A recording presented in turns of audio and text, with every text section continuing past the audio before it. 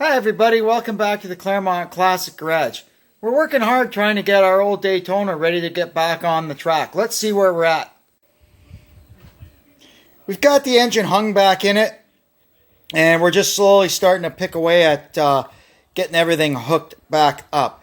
I got to go underneath on the backside. There's a couple of brackets I have to install, and I have to hook up the flex plate to the torque converter. Getting there now. It's pretty much all done underneath, with the exception I have to put in the axles. I'll do that later. Now I'm going to go ahead and put the intake manifold on and get all the wiring on the front side of it done. Enough. Hopefully it'll run good. Hopefully it'll start. Yeah, awesome. We're getting there. So now I'm going to go ahead and put the axles in. So you'll see here, I have to remove these bolts. When you're rolling these things around without axles in them, you need to put a great big bolt and nut through here. Otherwise, your hubs will come apart. Just about got it all back together. Got the radiator in and the transmission cooler. I'm just filling up the antifreeze, but I've tried something different this time. I've put a thermostat in it and a bypass hose. It's got a 180 high flow thermostat in it. And I don't know, just for shits and giggles, I wanted to try one with a thermostat in it. So once the cooling system is filled up, I can clear the stuff out of the engine compartment here. We'll give it one last fast check of everything, and then we'll see if we can crank it up. This thing's been sitting for a long time, so one thing I am going to do before I start it is I'm just going to run the fuel pump a little bit and just kind of purge the line and get some fresh gas up. Then we'll connect it to the rail. Then we'll carry on. Another thing I've done, just in case I've done something wrong, I wouldn't want to fry my good computer. We're allowed to run a burned computer, so that computer's been burned. So I've just stuck a stock one on there to start it and get it running to make sure she runs. A lot can happen while these things are sitting around. I got a lot of bolts left over. I don't know how important they are. Anyway, okay, so first thing we're going to do is put the juice on and see what happens. All right, well, I see something on my battery gauge. Let's see here. Oh, my dome light works. All right. Nothing's on fire. That's good. Yep, all looks good under the hood. Okay, so first we're going to just run the fuel pump a little bit. Oh, wait a minute. I think I have the fuel valve turned off at the back. Let's go look. Yeah,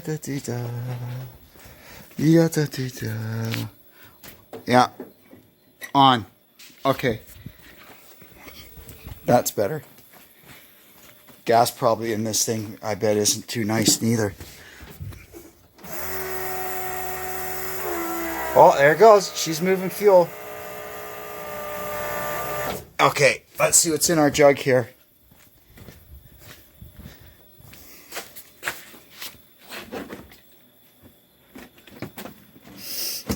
I smell gas.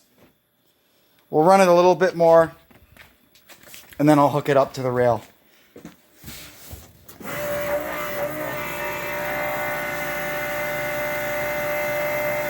Okay, that's good. Let me hook the rail back up. Okay, now we'll get on the fuel pump button again and see if we can pressurize the rail. Oh, yeah. Good. Now we'll check for leaks.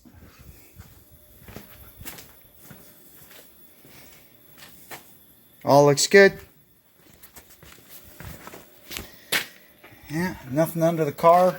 Good. Okay, now next step. We're going to flick the ignition on and see what happens. What do you think? So far, so good. I'm not quite sure why the oil pressure gauge says 50 at rest, but let's see what we can find out about that. I wonder if it's touching ground somewhere. I'll work on that gauge tomorrow. It might need another sending unit. Anyway, let's see if she'll crank up, eh?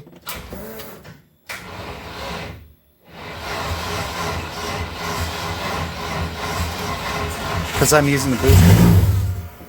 Oh.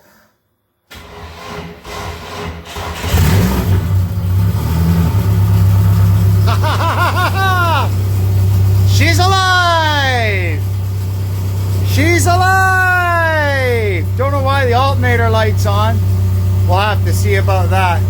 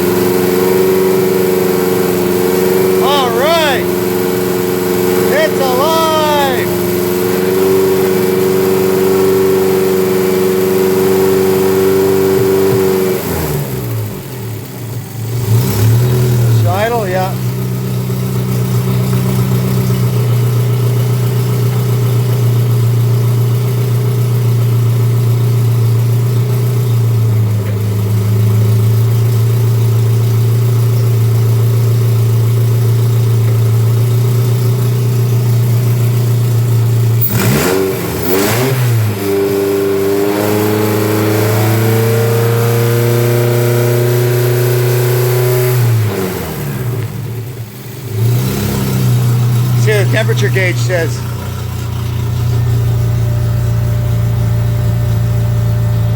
Yeah, engine light's on. It's because we're running it on a stock computer. It's having a convulsion. I think I'm going to shut it down now and switch computers. All right, let's try it with the good computer, eh?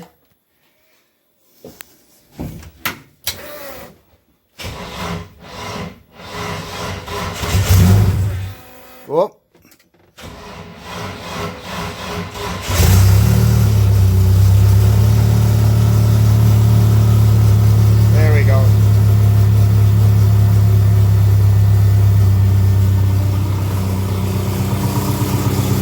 So this computer has got all the EGR and EVAP stuff canceled out of it, and it's got a little more timing and it's a little more aggressive with the fuel map. It's just a canned tune, I think that's what they call it, but I mean, you can hear it, it's got some pop.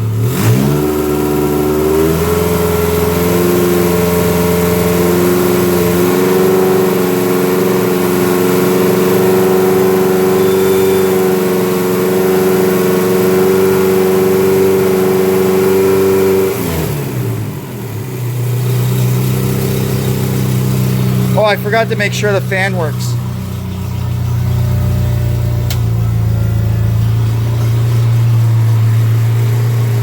Fan works? Good. So a couple little things I've got to do tomorrow. I've got to put a brace. We usually brace the throttle body back to the cylinder head. And then we've got to put the front bumper bar and all the Nerf bars and everything back on it. Then we can start fixing up the body. But anyway, that was a great day. The beast is alive. Now I have to crawl in there and install a battery.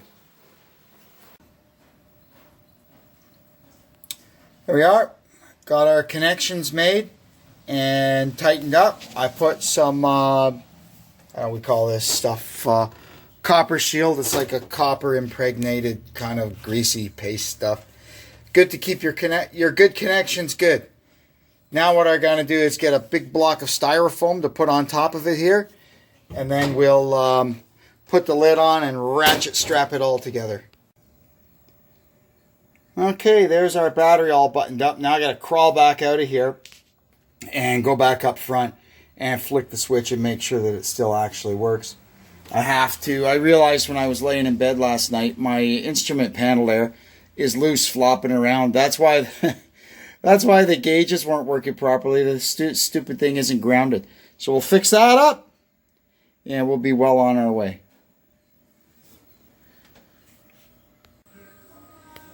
We're slowly gaining on this thing. I got the bumper bar and the Nerf bars all put back in. The bumper bar, yes, it's the factory rebar. On this car, it's actually aluminum. It's nice and light. It fits the inside of the nose perfectly. Why wouldn't I use it? And believe it or not, this is the actual front rebar that this car left the factory with in 1989. And I tell you what, it has been through the ringer. It has hit the wall everywhere. It has smashed into other cars. It is strong as heck. And I've never had any reason to take it out of there.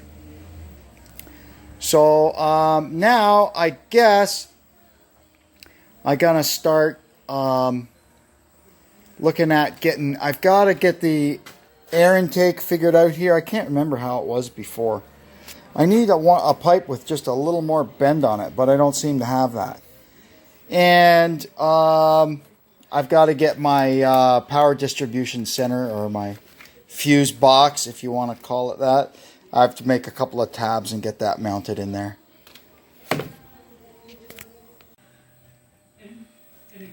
I got the ducting for the radiator pretty much done. It's a little ugly because I had to make it out of a bunch of little scrap pieces because I didn't really have any big pieces. But, well, we're going to use up what we've got. Now I got to try and straighten out the fenders. Well, I managed to get the body all back in one piece, and it doesn't look too bad. This side looks a lot better than the other side. Still got a little work to do on the back end of that quarter panel, but it's back down on its wheels, and right now I'm just setting the toe. So as part of the wreck that we had the last time we raced it, this wheel got hammered in at the top. Now it didn't bend anything. It just, I've got a slotted hole in the strut where the bolt goes through the hole, the knuckle to the strut, and it just pushed that in. So we've reset the camber, and now we're going to check our toe and see what we've got. Now, because nothing else moved, when I get this camber right back where it's supposed to be, our toe should be, I shouldn't have to adjust the toe. It should be at its proper setting of a 1/4 inch toed out. So I could tell by looking at this, I might have put just a little too much positive camber in it, and that is reflected by this here. You can see here at the back we've got exactly 73 inches, and at the front we've got 73 and 5/8. So it's towed out a little too much. I've got to get rid of 3/8 of that. So we'll just pull the wheel off, loosen that, and knock it back a little bit, and that should be pretty darn close. So here, hopefully you could kind of visualize or imagine the relationship between the camber and the toe. Here's the steering arm coming off the knuckle. So as you change the camber, you're tilting the thing like this, right, the knuckle. So the steering arm is moving in the same arc. So that's how it affects the toe. We're going to tap this in a little bit. Give it a few smacks. There, about that much. Now we'll tighten everything back up, put the wheel on, and recheck our measurements. All right. Now, just looking at this, I could tell by eye that the camber kind of looks pretty good. It's about where it needs to be. So we'll go ahead and check the toe and see what we've got. If it's towed out 1/4 inch, we've nailed it. Okay, so we got 73 at the back. And look at that, 73 1/4 at the front. So we've gotten everything back now to where it was supposed to be. Fantastic. All right, now we're just going to quickly check the rear toe and see what we've got here. So at the back we've got 73, and at the front we've got 73. Perfect. So that's good. Our axle is nice and straight, and our wheels are parallel. Awesome. Now we're going to put a new set of belts in it because the ones that are in it, unfortunately, are expired. even though I probably raced it like 2 times with these belts in. It's been sitting in the field the rest of the time, but that's how it goes. So we're going to do them one by one. This is a universal kit. I get them at Summit Racing. So it comes, you can either bar mount them or tab mount them. So my lap belts are tab mounted, and my shoulder belts just go around the bar. So I'll kind of show you how we do that.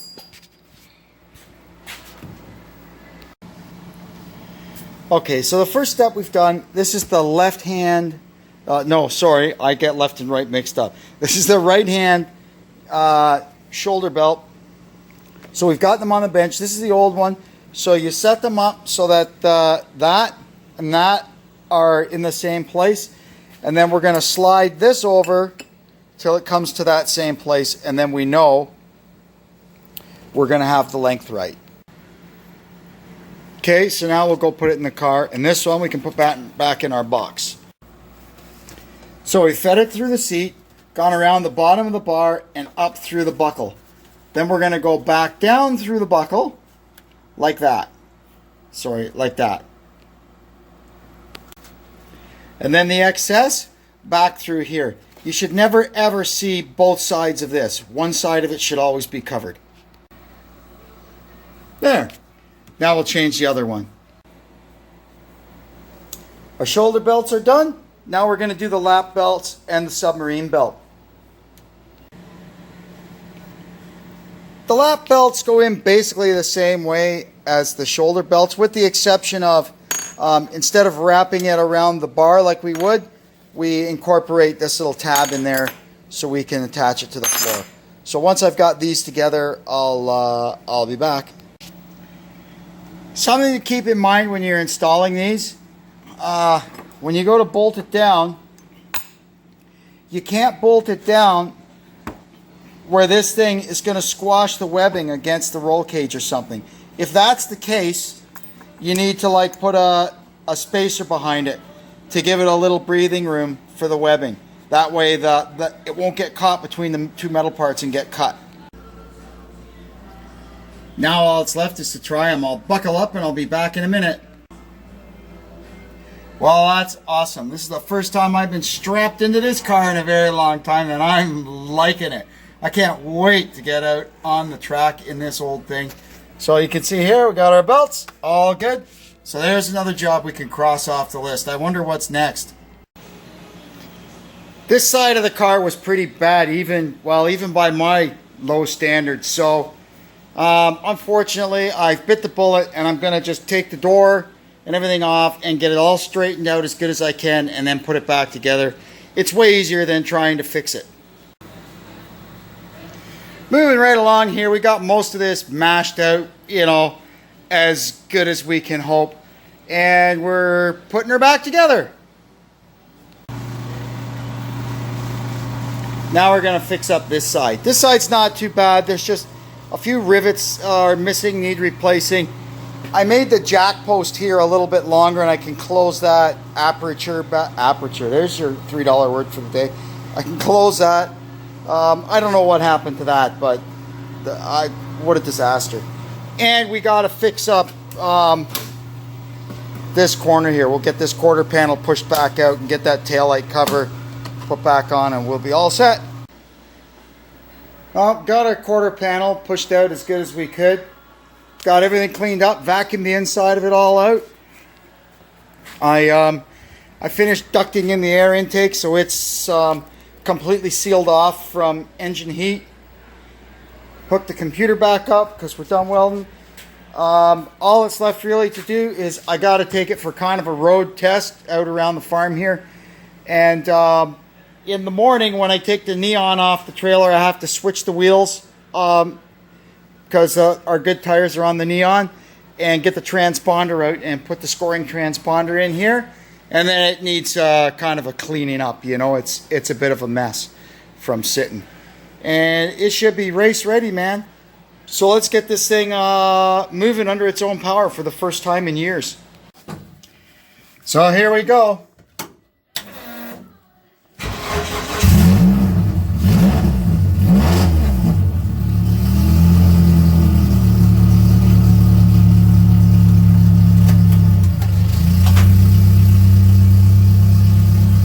first time this car has moved under its own power in a very long time.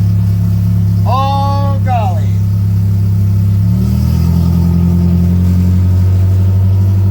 And we're also kind of breaking in the rings in this engine, I mean.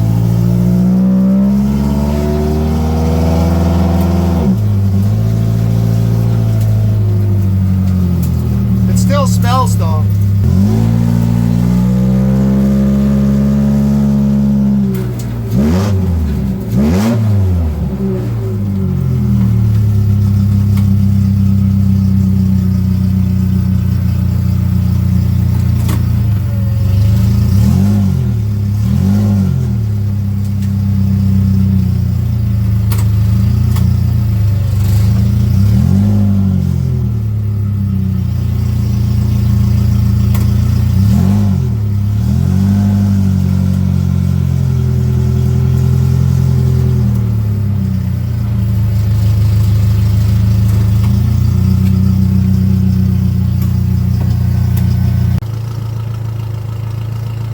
Well, there you have it.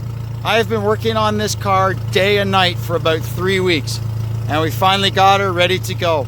So that's it. Tomorrow night will be her long-awaited return to the high banks of Peterborough Speedway. I can't wait. This is going to be awesome. Awesome, awesome. I'm pretty stoked, if you couldn't tell. Anyway, I'll report back how it goes.